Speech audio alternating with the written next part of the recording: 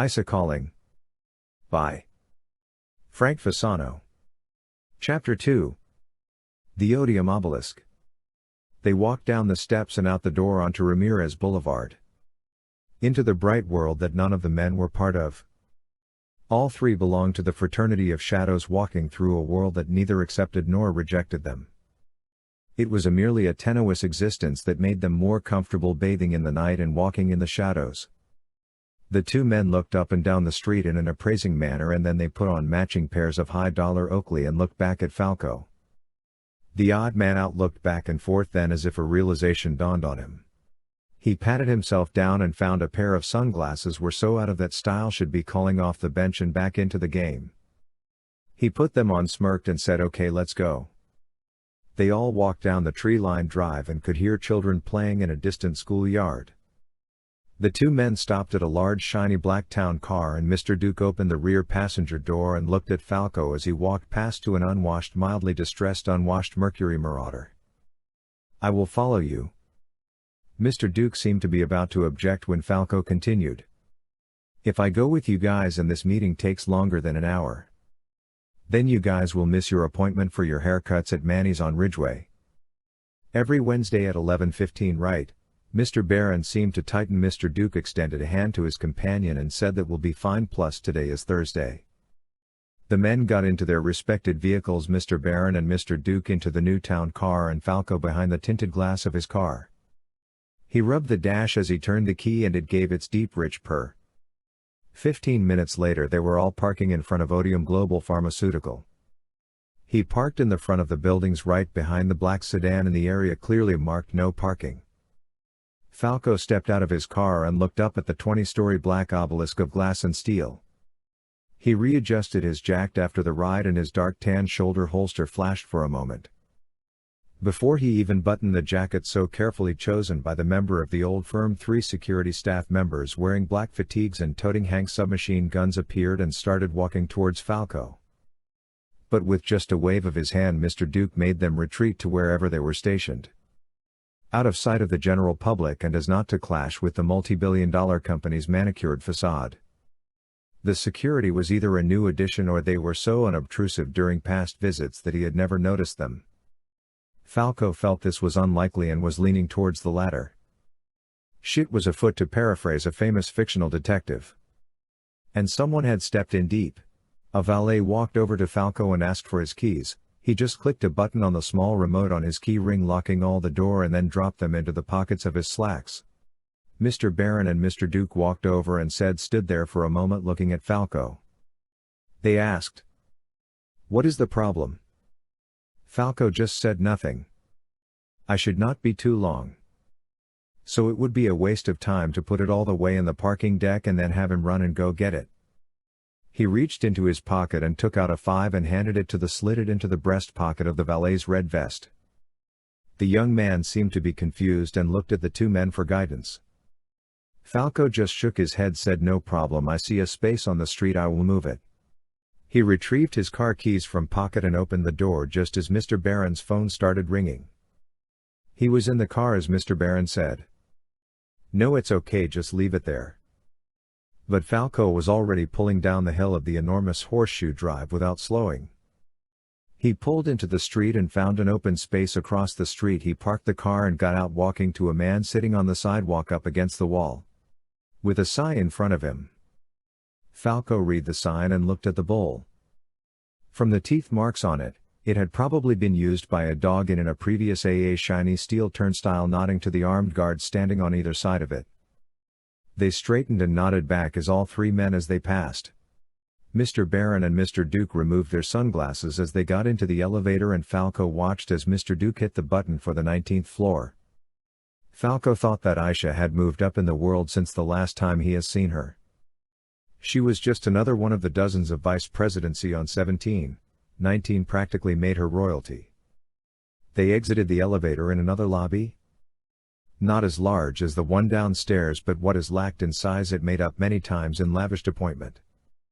The large leather couches and rich mahogany was very well appointed, a big step up from the glass window offices and meeting rooms on 17. Ayse must have been doing very well for herself. Falco was led down the long hall past large reception desks that stood guard in front of large imposing double office doors. It was expensive wood as far as he could see. The ceilings must have been 20 feet high and nearly twice as wide. Natural light was flowing in from the 2-foot gaps at the top of the wood paneling. With divers receptionists who, regardless of differences in skin and hair color, could have been pressed from nearly the same mold. Black business suite with white blouses seemed to be mandatory. Some had high collars, some had open necklines that only revealed young firm flesh with randomly alternating slacks and skirts but still projected the feeling of uniformity. They were approaching 2 very imposing metal doors at the end of the hall, and they went from floor to ceiling and almost the width of the hall. If they were opened, you could have driven a M1 Abrams tank through them with room to spare. If they were locked, he thought the tank may have some trouble getting past them. Falco noticed 2 large men wearing matching suits and with matching Secret Service wannabe earbuds on either side of the last couch. Sitting on a couch next to the last office on the left in front of those very imposing doors, he noticed the young girls. Both with clear, honest faces and backs straight. One was reading a textbook. The other one was using her textbook to hide a cell phone and looked to be surfing the web or texting. They both looked up at him and then looked back at what they were doing. At first glance you may not see the fact they were twins because the personalities they projected couldn't be more different.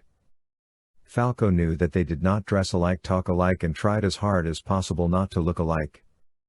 Their mother could not love them more than she did, so the last thing she wanted was for them to go through life as extensions of each other. The one he knew to be Lily looked back up at him and then gave him a smile and a little wave. Falco gave a small wave back at her as he was led through the lobby past them. The Odium Secret Service staff members, as Falco was thinking of them, stopped Mr. Barron and Mr. Duke, and a brief conversation ensued. Falco seemed to be the topic of discussion and how they were being tolerating. However, the fact that the newcomer was armed seemed to be a major point of contention. The Odium SS was fervent and more than a little agitated. Barron and Duke were calm and cool about the whole confrontation. Mr. Barron turned to Falco and was in the middle of asking for him to surrender his pistol when the intercom sounded crisp and clear. It was Ayse's voice, and she just let him in what sounded like an uncharacteristic yell. With that, the 2 SS members retreated and Barron and Duke took up their vacated positions on either end of the couch. As he walked up to the reception deck, he saw another familiar face. "Ayse," he said, and smiled. The receptionist had been working with Ayse since she was a university professor. She just looked up at him and said "Soren." She usually said it with a smile. However, there were no smiles today. It took Ayse nearly a year to finally tell him that Soren didn't mean handsome, it meant trouble. Ayse seemed more than a little frazzled. She never fit the corporate mold of the other receptionists on the 90th. A bit older and a little more compact than the other, maybe a decade or so earlier, and if she was half a head taller. She was not Ayse Ant, however the nickname was very fitting for the relationship between the 2 women.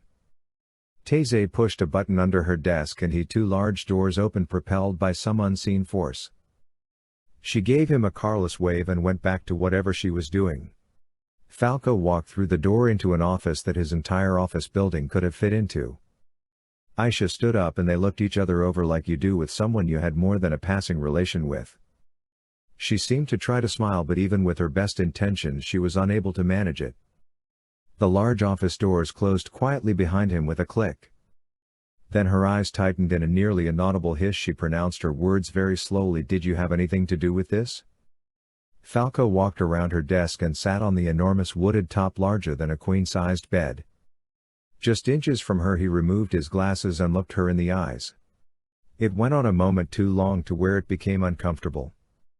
Falco just said, "I have no idea what you are talking about." She nodded and collapsed into her chair. Falco said, "I will say this nicely because you are obviously under a great deal of pressure. Never send people for me like that again. I think of you more fondly than you will ever know. However, if you ever send men like them to get me or your little corporate SS to bring me to you." He paused and took a deep breath. "There will be a body count. It will be them or me or some combination. If happens and I am not dead, I will be less fond of you. You didn't even believe that guys like them even existed before we met. Now you have them on your speed dial. You are not the same woman that I His words drifted away with a shake of his head. Falco turned to walk away, but Ayse grabbed his hand and he paused.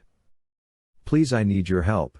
It came out like a gasp and Falco turned to see her holding back tears. There was an internal struggle going, causing him to start to walk away, turn back only to turn around again. Finally, out of frustration, he seemed to just give up. He sat back down on her desk and rubbed the back of her hand with his thumb. "Next time you want to talk to me, just call." Ayse took a breath, saying, "You probably have some new ridicules ringtone for me like the bitch is back," and she smiled a little. She was not too far from the truth. He changed the ringtone about once a month and nearly drunk dialed her too many times to count. It had started with "baby come back" and "hello" for a while, then "gives you hell" and "even forget you," then "someone that I used to know." However, there had been a few blackout nights or weeks since the last time he checked. So, it was really a crapshoot right now. Falco reached into his pocket and took out his phone and just held it up in front of her. She picked up her own phone off of the large desk and hit number 3 on her speed dial. A moment later his cell phone started singing, "Command me to be well. Amen, amen, amen. Take me to church." The moisture around her eyes that must have been building all day finally became overwhelming. She buried her head in his leg and cried. It came out in a wave. Falco stopped the ringtone and thanks that it wasn't one of his worse inebriated pics. He looked at his phone and saw a text message. He opened it quickly and put his phone away. That had been their song they had shared, discovered it on the radio and both listened to it and looked at each other and had a very stimulating session of kissing and light petting. He just started running his hands through her hair and rubbed her back softly the way he knew that made her feel safe. The phone rang. And she sat up like she had been caught doing something inappropriate. She wiped her eyes, took a breath, reached around Falco and picked up the receiver. The conversation was brief. She just said yes. A pause, then no, and a "not now, everything is fine." She returned the receiver to the desk, wiped her eyes again and forced a smile. Falco returned the effort and said, "Are you okay?" Her grip on his hand tightened and she said, "No, I am far from okay." Something came out from she paused and thought for a moment as if trying to remember, then said from the below, "And tried to steal my girls." He stood up, looked around at the fine office and felt cold. He knelt down in front of Ayse, took both of her hands in his, looked into her eyes and whispered, "What have you done?" The voice was soft and accusing at the same time. "There is no way anything from down there can even come near you without you summoning it. I made sure of that a long time ago and you will never know how much that cost me." "What have you done, Ayse?" He saw her look of shock and he licked his lips and said, "I can help you. But you need to tell me. Please." The words came out like a prayer and with so much pleading that she couldn't have been more shocked if he had slapped her. She spoke through slightly clenched teeth, saying, "I made no deals. I have no ideas why this is happening, but I did nothing to cause it." Falco made a wave with his hands around the office, then he held up 2 fingers to emphasize, "You moved up 2 floors in 2 years just by your hard work." She stood up and walked over to him, clenching her fists, saying, "So if I get promoted it can't be just my hard work. It must be." She ran her hands in circles, saying, "Hocus pocus." Falco knew where this was leading, so he finished, "Or you're sleeping with the boss." Her hand flew back, and she swept forward in an enormous haymaker of a slap. She caught herself at the last moment just pushing his shoulder. When she had expressed interest in moving over from academia to the corporate side, he had been there and had been an unshakable supporter of her own abilities. Her self-confidence was unshakable in public and confrontation was something that drove her. After all, her name meant she who must be obeyed in her native tongue. But deep down inside of us there is that part of us that wants us to stay safe and not risk it all on a long shot. It was his voice in her head that made her leave the life of publish or perish and join the dog-eat-dog dark side that is Big Pharma. Looked at him, calming down, and said, "I am up here now because I have had a 100% success rate. No cost overruns, every project that I have led the team on has been on time and under budget. That is why I am up here, all hard work and nothing else." Falco shook his head, saying it is just that 2 years usually finding and developing so many new projects and developing them for all of them to succeed, isn't that unusual? She said yes, taking him out to the small semi-enclosed balcony that looked down on all of Dark Bend. She pulled up against him and patted him down. She found something that made her smile. She reached into his pocket and pulled out his cigarettes and chided him mildly. "I thought you quit." "I did," Falco said, "for you, but..." His voice drifted off. She took out one of his Dunhills and put it between her burgundy-shaded lips and waited. He pulled out a silver Zippo with a gold shield on it and snapped it between 2 fingers, and it opened and the flame burst out. She touched his hand as she leaned in to light it. He lit one and they stood there looking out over the city. Falco let out a snicker and poked him. He said, "I can see my place from here." She shook her head, took a deep drag and said, "You can see every place from here." They finished their cigarettes and went back inside her office. Falco walked around her office looking at all her degrees that were familiar and all the corporate awards that were new. Pieces of crystal and onyx with her name engraved upon them adorned every shelf, along with pictures of the girls. He even saw himself in a few pictures standing next to her when she had accompanied her to some function or another. There was even one of her standing next to him. He was in uniform and he was getting an award from the mayor. It was the only one he had received after 10 years on the job. His real achievement was getting this beautiful young college professor to go with us to the ceremony. He had walked up to her in the coffee shop bookstore in uniform and said, "Excuse me, miss, I came here to ask the most beautiful women I could find to this thing tonight. I have to get an award from the mayor and everything." The scars on his neck were still bandaged and the swelling was still visible in his eye. She smiled. "So what happened?" Falco smiled. "I probably just did something stupid and got away with it." She said, "No." "What happened to the most beautiful woman in this place? Did she shoot you down so now you are going for the easy mark?" He remembered that her accent was more pronounced back then and it was so different to him. Foreign. Exotic and different from the flocks of New York City girls that migrated through Dark Bend. The Queens and Brooklyn sounds that were everywhere and occasional Irish brogue was a welcome relief. The Dominican and Puerto Rican girls with their slight Spanish slurs and baby talk passed for exotic after a few shots. But Ayse's voice was one he could listen to all day and all night long. She had written down a phone number on a coffee shop napkin. He looked at it as she walked away and said, "There are only 6 numbers here." She turned and looked at him over her shoulder and smiled, saying, "You're a cop. You can figure it out?" Falco walked over and sat in the chair in front of her desk. He took a deep breath. "Tell me what happened exactly," as he sank into the comfort of the chair. She walked by, touching his shoulder. Her touch felt familiar and almost forgotten all at the same time. She sat next to him in the chair that was a twin to his. She sat back and must have been putting her thoughts in order. At 5:55 the girls were getting into the car and something must have squeezed out of the sewer. It attacked the driver from behind. He managed to turn and fired 3 or 4 shots. Whatever it was moved very fast and gave him 2 more deep wounds. It then tried to get at my daughter. It ripped through the car's door and tried to smash the window, but it was reinforced.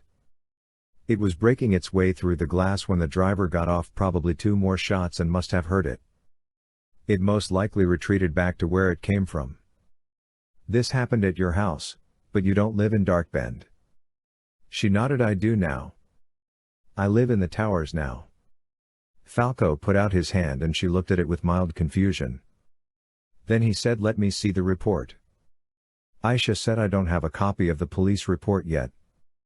He shook his head and said, "No, the other report." She hesitated, then stood up and went to her desk and picked up a light brown folder. She held it close to herself, saying, "You can take this out of the building." He just nodded, and she extended it towards him with deliberate intent that was her signature. Once she made up her mind, she did what she had chosen with a fervent single-mindedness. He looked at the documents in the file, taking it all in with years of experience. "How did you know there was an odium report? How did you know I had it?" Falco examined each picture and read each page with a patient deliberation. He answered her question in a slow, deliberate monotone, saying, "First off, Your synopsis was just like a narrative block from a standard incident report. You could have picked that up from me. The second reason was we are talking about Odium and they keep up on everything that happens here in Dark Bend. Third and most important, when I sat on your desk I saw 8 files all with Odium. Classified and eyes only in bright red lettering all over them. I don't see the statement from the driver and it doesn't say he is dead. She only nodded for a moment saying he not dead. But he can't talk yet. He is still sedated at Memorial Hospital. He finished reading the file and handed it back to her. What else do you have? Ayse pressed her lips tight together and hesitated. That is all we have so far. Falco's phone vibrated. And he looked at it and then looked back at her. There is a possibility that the attack was on the drive. He might have some connection with the darker side of Dark Bend. Her tears flowed slowly and she said it was Mike O'Brien. Uncle Mike came out of Falco's mouth and left him gaping. Mike O'Brien had been a cop in Dark Bend since before Methuselah was wearing short pants. When Moses parted the Red Sea, Uncle Mike was handing out the tickets for jaywalking. Uncle Mike had trained Falco shit. He had trained Falco's father and they had been partners for years. He had even been there when his father was murdered by something nasty out of the darker side of the city. He stood up and was shaking with his fists clenched. Ayse walked over to him and placed her hand on his face. If the twins had not been involved, this fact would assure Falco's involvement. It was possible that O'Brien could have been the target of this attack. You could not get off the probation in DBPD without getting at least a passing acquaintance with the darker side of the city. He knew that the man had been forced to retire a year ago, but the fact that he worked for Odium was new information. Ayse said I had heard that he applied for a job here and they offered him a lobby position and he had laughed it off. I had personnel offer him a position as driver at twice the normal salary. He laughed that off as well. I called him personally and told him it would be for me and he took the position. So, if I had not called him, he would be on his little boat fishing in the Raritan right now and not in the hospital. She looked at Falco and her eyes were pleading for forgiveness. Anger welled up in him. It faded as fast as it had come. He shook his head. If you didn't make a deal, and he looked at her hesitating, then it isn't your fault. She shook her head. I swear I had nothing to do with this. Why are you so sure it had to be me? Falco sat down again saying it is complicated, but the short answer is that the girls are not of age, they can't make a deal for themselves. So it is either that we could have something pouching without permission or something is breaking the treaty, and if that is the case we have bigger problems than I could ever explain. You always looked at me like I was crazy when I told you the stories. You didn't even believe that Baron and Duke were real, for Christ's sake. How did you even find them? Ayse shrugged, saying they have done work for Odium before. They didn't even seem surprised by my call. Falco said they are very good. If you have them, what do you need me for? They recommended you. They said they can protect my children, but you were more suited to find out what is going on. So what do you want me to do? Ayse nearly screamed. I want you to find out why this is happening, and I want you to find that thing that attacked my girls and Uncle Mike, and I want you to kill it. She was nearly hissing through clenched teeth. I want its head in a giant gold box with a red bow on top of it. Then the same to every piece of its anatomy. She had just a little bit of spittle at the corner of her mouth and his hands balled up into tight fists. Falco stood. Okay, let me look into it. I will find out what I can. And I want to visit Uncle Mike. Ayse grabbed her purse and jacket, saying I am coming with you. Falco put up his hands. I am not going to have this conversation. There is no way in hell that you are coming with me. 10 minutes later, in an argument that Odium SS responded to later, they were in a lower subbasement parking deck deep beneath the Odium obelisk. Falco was inspecting the damage to the full-sized black SUV that had been damaged in the attack. The large SUV was in a separate area of the lowest parking level that had a thick black cage around it. Ayse had to yell at some black-clad men with matching submachine guns and serious expressions to let them gain access. There was a Dark Bend Police Department forensic unit still working on it. There were several men in suites filming the men who were working on the crime scene. Falco saw a man on his knees taking some pictures of the damage and tripped over him. The man cursed under his breath, say, "Get off my dick." So Falco tripped over him again. The man stood up and turned with his fists clenched and staring daggers. Falco smiled up at the large Puerto Rican man who seemed about to swing. The very agitated Hispanic man had at least 3 inches on the other and more than 50 pounds.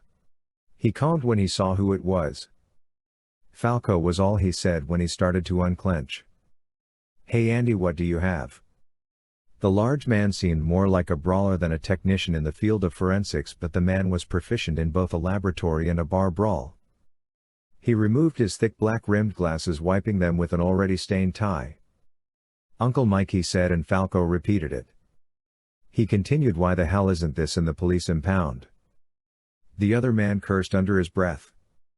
"Don't even get me started. The mayor didn't even want us troubling the nice multinational conglomerate, but since it was Uncle Mike and 3 captains went in and threatened to quit on the spot. The chief grew a pair and we came in with 10 cruisers and a threat of search warrants.